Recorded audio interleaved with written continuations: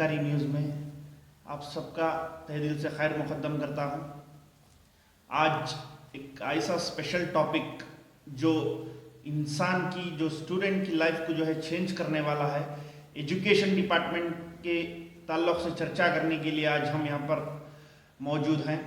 और एक ऐसी हस्ती जो बहुत कम उम्र में जो है एक एजुकेशन को, स्पेशली जो मैथ्स जैसा सब्जेक्ट जो बहुत डिफ़िकल्ट सब्जेक्ट बताया जाता है, ऐसे सब्जेक्ट को जो है एक सिंपल स्टेप्स के ज़रिए, सिंपल टेक्निक्स के ज़रिए अच्छे मार्क्स स्कोर कैसा करना अगर को बोल को बेहतरीन अंदाज से जो है टीचिंग कर रहे हैं। और उसके साथ साथ एक YouTube channel maths with Muin के नाम से भी जो है ये फेमस हैं।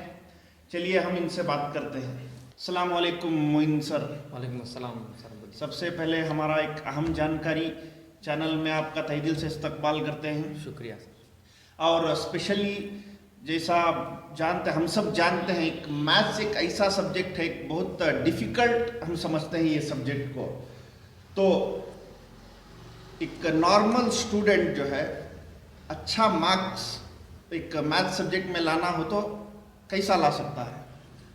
सर देखिए, पहले हमको चाहिए कि मैथ्स सब्जेक्ट को डिफ़िकल्ट जो समझते हैं हमको वो पहले समझने का बंद करना चाहिए। क्योंकि जैसा अब हम दिमाग को एक प्रेशर डालेंगे कि ये डिफ़िकल्ट है, वो कभी भी कौन सा भी प्रॉब्लम रहते वो सॉल्व करने के ट्राई भी नहीं करता। हमारा दिमाग, हमारा ब्रेन ऐसा सिस्टमेटिकली ये बना के हैं कि हम जो सोचेंगे वो उसी तरीके से रिएक्ट करता है। हम बच्चे को स्टार्टिंग से अगर मैथ्स इजी है बोल के अगर समझाएंगे तो मैथ्स उसके लिए इजी रहेगा। अगर उसको हम दिमाग में ये डालेंगे कि मैथ्स टफ है तो नहीं पढ़ सकता, वो कभी भी मैथ्स नहीं पढ़ सकता और वो टफ ही रहेगा।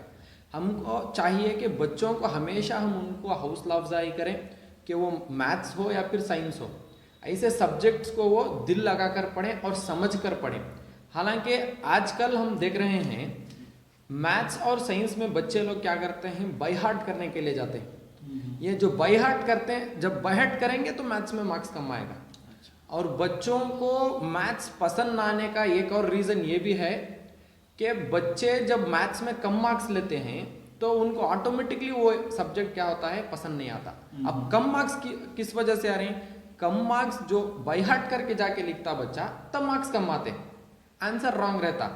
जो टेक्स्ट बुक में क्वेश्चन रहता वही बाय हार्ट कर लेके जाता, लेकिन एग्जाम में वो डायरेक्ट क्वेश्चन नहीं पूछता, उन्हें नंबर बदला के देता, कॉन्सेप्ट के बेसिस पे देता है। तो आजकल बच्चे क्या कर रहे हैं, मैथ्स को बाय हार्ट करके जा रहे हैं, इसीलिए मैथ्स में उनको कम मार्क्स आ रहे हैं। अगर वो मैथ्स को समझ कर जाएंगे, मैथ्स के जो फार्मूलाज है उनको याद करके ये क्यों आता है, किस वजह से आता है जाएंगे, तो मैथ्स ईजी होता है। और सबसे बड़ा रीज़न ये है कि मैथ्स का जो बेसिक है वो नहीं आता। अभी 10th स्टैंडर्ड के बच्चों को पूछेंगे तो मैथ्स ही टफ रहेगा। क्यों बोले तो उनका जो बेसिक था 1 to 5th स्टैंडर्ड का जो मैथ्स है बेसिक, जो एडिशन, सब्ट्रैक्शन, डिवीजन, मल्टीप्लिकेशन है, ये नहीं आता। हालांकि अभी तक बहुत से बच्चों को मैंने जो पढ़ाया है और मैंने देखा है, इनको टेबल्स नहीं आते, पहाड़े नहीं आते। तो जब इनको यही नहीं आएगा तो मैथ्स कहाँ से आएगा? तो इनका जो बेस होना चाहिए वो पहले स्ट्रांग होना चाहिए। अगरचे वो 10th स्टैंडर्ड में ही क्यों ना हो, उसको चाहिए कि बैठ के 2 महीना और या फिर 1 महीना पहले बेसिक्स में परफेक्ट हो। जो एडिशन है, सब्ट्रैक्शन है, मल्टीप्लिकेशन है, फ्रैक्शन बोल के एक कॉन्सेप्ट है, 2/3 + 3/5, ये ऐड करने का नहीं आता बच्चों को। ये मैथ्स के 10th स्टैंडर्ड में हो या फिर कोई भी क्लास में हो, ये 1 to 5th में बेसिक सिखाते हैं। अगर ये यहाँ पर सीख गए तो इनकी पूरी ज़िंदगी में मैथ्स इनको ईजी हो जाएगा। टेबल्स, गिनती और जो एडिशन, सब्ट्रैक्शन है, मल्टीप्लिकेशन है, डिवीजन है, इतने बेसिक कॉन्सेप्ट्स हैं। और इसको मैंने मेरे यूट्यूब चैनल पे भी अपलोड किया है कि कैसा पढ़ना है और कौन से बहुत इंपॉर्टेंट टॉपिक हैं बोल के। अगर बच्चों को वाकई में उसको सीखना है बोले तो वो मेरे यूट्यूब चैनल पर जाकर देख सकते हैं वो वीडियो को और समझ सकते हैं। अच्छा, तो आपका कहना ये बाय हार्ट से जो है ज़्यादा मार्क्स स्कोर नहीं कर सकते, और हमें जो है प्रैक्टिकल उतर कर काम करना, प्रैक्टिकल उतर कर बच्चों को प्रैक्टिस करना पड़ेगा। अगर कुछ समझ में नहीं आया तो टीचर को जाके पूछ कर समझने की बहुत ज़रूरत है। अच्छा, एक बेहतरीन सजेशन रहा आपका।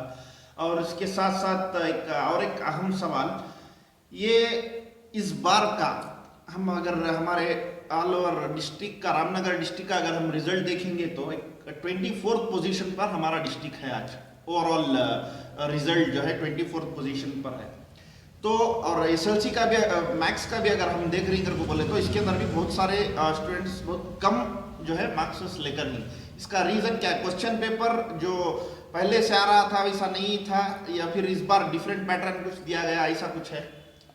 सर इसमें बहुत से चीज़ों को हमको मद्देनज़र रखना बहुत ज़रूरी है, क्योंकि उडुपी और दक्षिण कन्नड़ा डिस्ट्रिक्ट का जो जब हम रिज़ल्ट देखेंगे तो उनका 91% है ऑल ओवर पासिंग रिजल्ट। मतलब जो जितने भी बच्चे अपियर होते हैं उसमें कितने लोग पास हुए, ये परसेंटेज जब हम निकालेंगे तो 91% स्टूडेंट्स पास हो गए।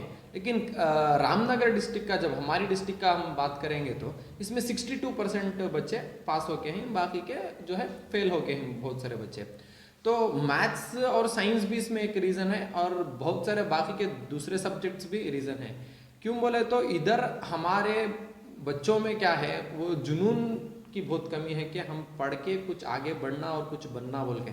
यहाँ पर माइंडसेट क्या रहता पेरेंट्स का और बच्चों का बोले तो 10th स्टैंडर्ड होते के मान हमें क्या करना, कोई काम को लगना, कोई ना कोई काम मिल जाएगा हमको, हम कुछ पैसे कमा लेंगे बोल के।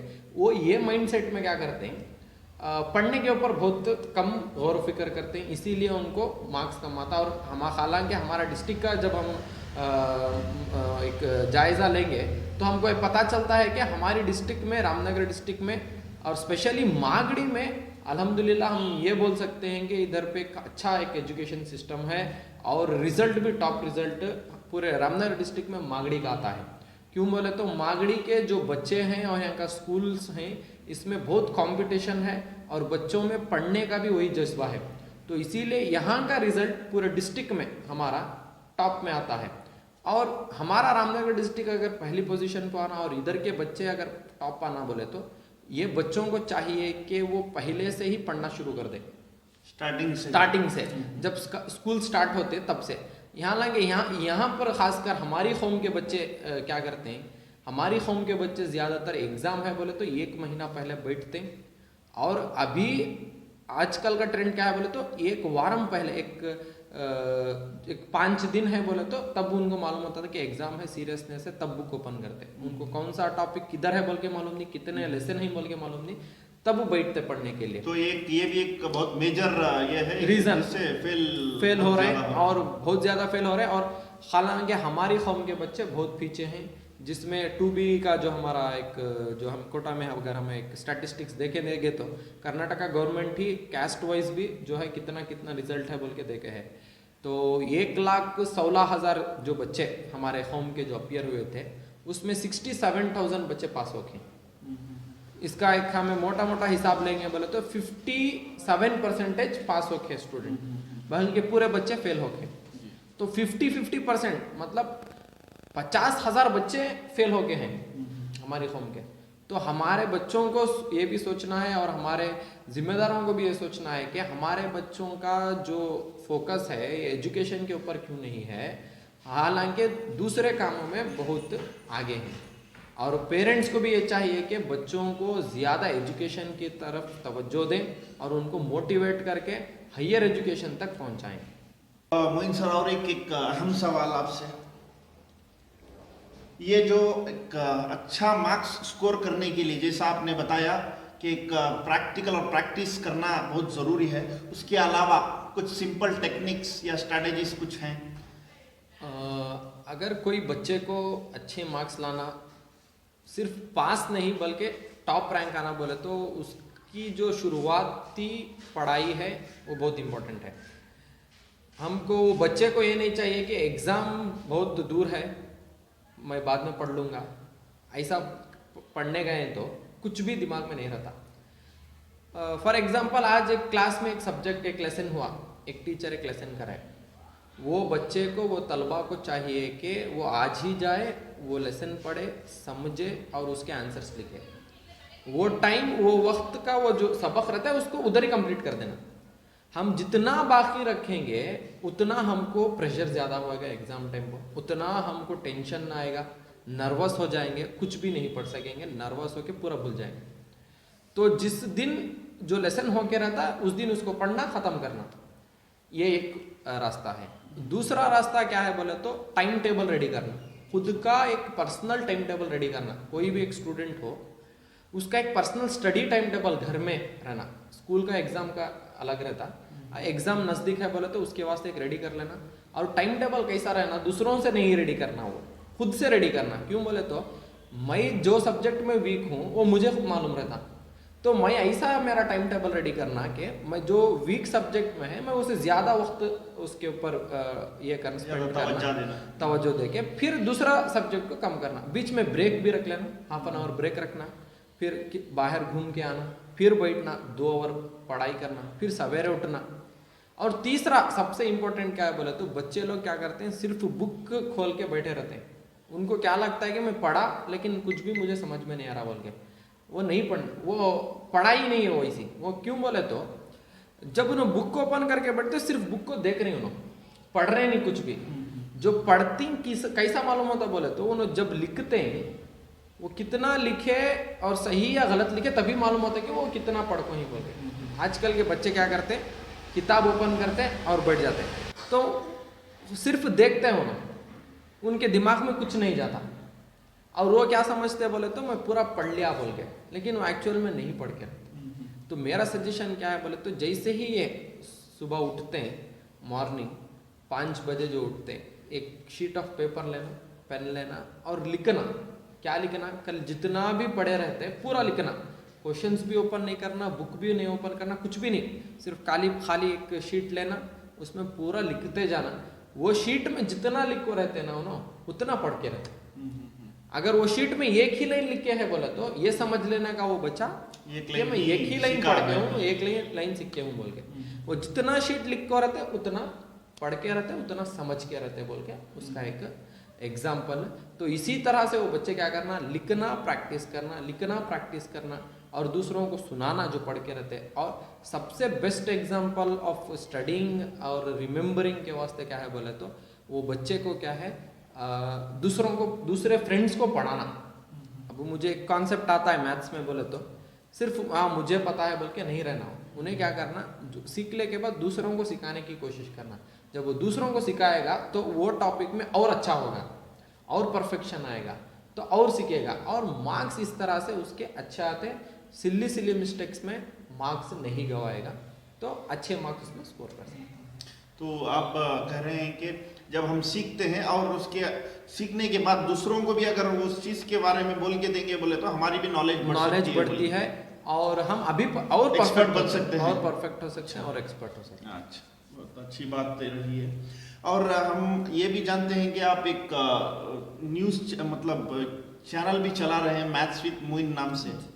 तो अगर चंद स्टूडेंट्स आपको जो फॉलो कर रहे हैं या फिर अभी फॉलो भी करेंगे, तो इन स्टूडेंट्स को अगर कुछ डाउट आया या फिर कुछ टेक्निक्स के बारे में उनको जानना पड़ा तो क्या डायरेक्ट आपको कांटेक्ट कर सकते हैं या फिर डायरेक्ट चैनल से ही आपको कमेंट करके डाउट क्लियरिफाई कर सकते हैं? मेरा तो यूट्यूब चैनल भी है और फेसबुक अकाउंट में भी सेम मैथ्स विद मोइन बोल के है और इंस्टाग्राम पे भी है।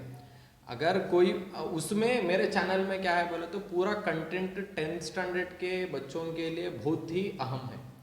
जो भी एक्सपर्ट्स हैं ऑल ओवर मागड़ी में, हमारे सब्जेक्ट एक्सपर्ट्स जितने भी सब्जेक्ट के हैं, नॉट ओनली सिर्फ मैथ्स, जितने भी सब्जेक्ट के हैं सभी लोगों को हमने मिलकर वीडियो बनाया है जिसमें उन्होंने कौन से इंपॉर्टेंट टॉपिक सिर्फ एग्जाम के लिए आते हैं, इतना पढ़ने से पास हो जाएंगे और इतना पढ़ने से आउट ऑफ मार्क्स भी आ सकते हैं, ऐसे लोगों को हम मिलकर वीडियो बनाए हैं। और वो बच्चों के लिए बहुत इंपॉर्टेंट है। एग्जाम से पहले उनको देखना चाहिए और नोट भी कर लेना चाहिए। यहाँ सिर्फ देख के छोड़ने से कुछ फायदा नहीं, एक बुक लेके नोट भी कर लेना चाहिए। और जैसा कि आपने कहा कि कैसा राब्ता कायम करें, वो इंस्टाग्राम अकाउंट पे जाके मैसेज भी कर सकते हैं कि पर्सनली सर कॉन्टैक्ट नंबर चाहिए एक्सप्लेन करने के लिए बोले तो वैसा जैसे। क्यों बोले तो अगर पब्लिकली हम नंबर देंगे तो वो क्या हो जाएगा, मिसयूज हो जाएगा, तो इसीलिए। या फिर ईमेल आईडी है मेरा, वो ईमेल आईडी भी इंस्टाग्राम के बायो में है।